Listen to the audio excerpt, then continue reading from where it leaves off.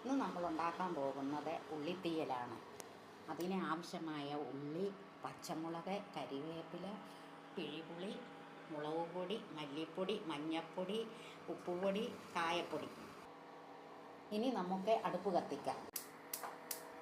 ചട്ടി ചൂടായി. ഇനി വെളിച്ചെണ്ണ ഒഴിക്കാം. വെളിച്ചെണ്ണ ചൂടായി. 1 സ്പൂൺ കടുക്,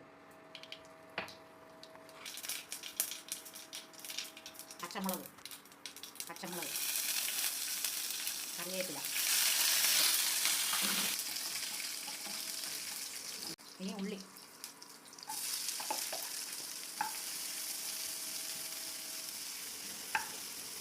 ഉള്ളി വാടാനായിട്ട് തിരിച്ചിട്ട് കൊടുക്കും. ഉള്ളി നല്ലപോലെ വാടി. ഇനി നമുക്ക് 1 സ്പൂൺ മഞ്ഞൾപ്പൊടി ഇടാം. 1 സ്പൂൺ മഞ്ഞൾപ്പൊടി, 2 സ്പൂൺ മല്ലിപ്പൊടി,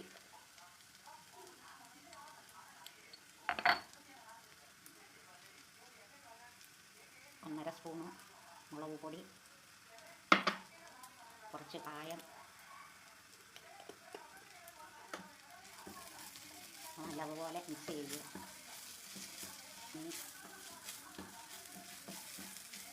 ഇനി പുളിവെള്ളം.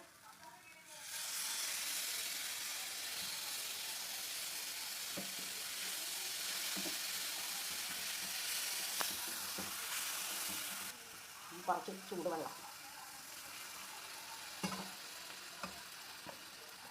ഉപ്പ്.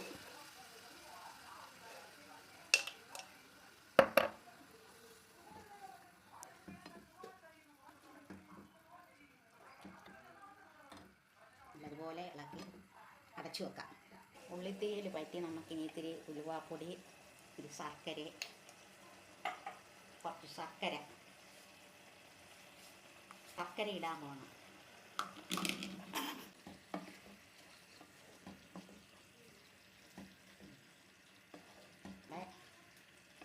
ഉള്ളിത്തീയൽ റെഡി.